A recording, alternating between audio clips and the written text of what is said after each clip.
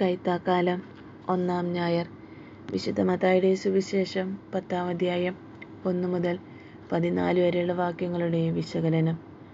12 അപ്പസ്തോലന്മാരെ വിളിക്കുന്നു. അനാദി മുതലേയുള്ള ദൈവത്തിൻ്റെ പദ്ധതിയിൽ ഉൾപ്പെട്ടതാണ് 12 പേരുടെ ഈ തിരഞ്ഞെടുപ്പ്. പഴയ നിയമത്തിൽ നിന്നാരംഭിച്ച ഒരു പ്രക്രിയയുടെ തുടർച്ചയാണിത്. ഇന്നത്തെ ഒന്നാമത്തെ പഴയ നിയമ വായനയിൽ യാക്കോബിൻ്റെ 12 മക്കളുടെയും അവരിലൂടെ രൂപം കൊണ്ട 12 ഗോത്രങ്ങളെയും കുറിച്ച് നാം വായിക്കുന്നു.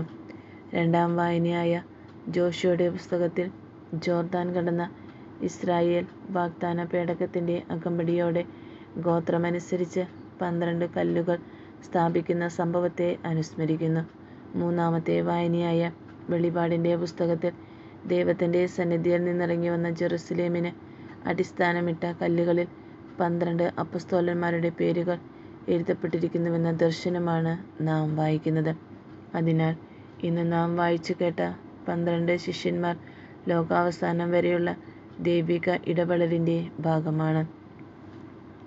ഒരുമയോടെ വർദ്ധിക്കേണ്ട ഇസ്രായേൽ ദൈവകരുണയെ തള്ളിപ്പറഞ്ഞപ്പോൾ എങ്ങനെ 12 ഗോത്രങ്ങൾ 2 രാജ്യങ്ങളായി തീർന്നുവെന്നും വീണ്ടും വിഘടിച്ച് ദൈവശാപം ഏറ്റുവാങ്ങി വംശം തന്നെ നാമാവിശേഷമായെന്നുമുള്ള ചരിത്രം ഇന്നും തുടരുന്നു.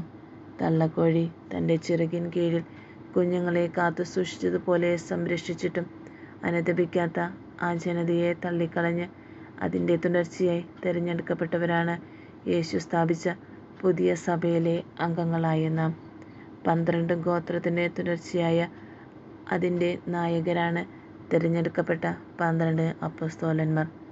ലോകാന്ത്യത്തിൽ സ്ഥാപിക്കപ്പെടാനിരിക്കുന്ന സ്വർഗീയ ജെറുസലേമിൻ്റെ കവാടങ്ങൾ ഇസ്രായേലിൻ്റെ 12 ഗോത്രങ്ങളുടെ പേരിൽ അറിയപ്പെടണമെങ്കിലും അപ്പസ്തോലന്മാരിലൂടെ പേരുകളായിരിക്കും അവിടെ എഴുതപ്പെട്ടിരിക്കുക.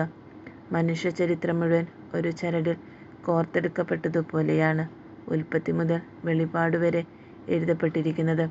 കർത്താവിൻ്റെ പുതിയ സഭയിലെ അംഗങ്ങളാകാൻ വിളിക്കപ്പെട്ട നാമം ഈ ചരിത്രത്തിലെ സുപ്രധാന കണ്ണികളാണ്. ഓരോരുത്തർക്കും ഏൽപ്പിക്കപ്പെട്ടിരിക്കുന്ന ദൗത്യങ്ങളും വ്യത്യസ്തങ്ങളാണ്. അത് കുടുംബജീവിതത്തിലൂടെയായാലും സമർപ്പിത ജീവിതത്തിലൂടെയായാലും യേശു തൻ്റെ ജീവിതത്തിൽ അനുവർത്തിച്ച് കാണിച്ചു തന്ന ജീവിതശൈലി തന്നെയാണ് നമ്മുടെ മാർഗം. ലോകത്തിൻ്റെ ശാപങ്ങൾ നമ്മെ അവസാനം കൊണ്ടെത്തിക്കുന്നത് നിരാശയിലും പരാജയത്തിലും മരണത്തിലുമായിരിക്കും. സ്വന്തം ജീവൻ രക്ഷിക്കാൻ പരിശ്രമിക്കുന്നവൻ അവൻ നഷ്ടപ്പെടുത്തുന്നു. എന്നാൽ സ്വന്തം ജീവൻ നഷ്ടപ്പെടുത്തുന്നവൻ അവൻ കണ്ടെത്തുന്നു. അതവന് നിത്യജീവൻ നേടിക്കൊടുക്കും. അതാണ് സ്വന്തം ജീവിതത്തിലൂടെ യേശു നമുക്ക് കാണിച്ചു തന്ന മാതൃക. ഇടയനില്ലാത്തവർക്ക് നല്ല ഇടയനാകുക. തളർന്നു വീണ് കിടക്കുന്നവരെ താങ്ങി എഴുന്നേൽപ്പിക്കുക. ദരിദ്രർക്ക് അത്താണിയാകുക. അടിമത്തത്തിൽ കിടക്കുന്നവനെ സ്വാതന്ത്ര്യം നേടിക്കൊടുക്കുക. അടിച്ചമർത്തപ്പെട്ടവരെ മോചിപ്പിക്കുക. ശബ്ദമില്ലാത്തവരുടെ ശബ്ദമാകുക. കാഴ്ചയില്ലാത്തവർക്ക് വഴികാട്ടിയാകുക. അങ്ങനെ അപരന് വെളിച്ചമാകുവാൻ കത്തിയെരിഞ്ഞില്ലാതാകുക. യേശു കാണിച്ചു തന്ന ഈ മാതൃകയിലൂടെ സഞ്ചരിച്ച് നമുക്കും സ്വർഗീയ ജെറുസലേമിലെ അംഗങ്ങളാകാം.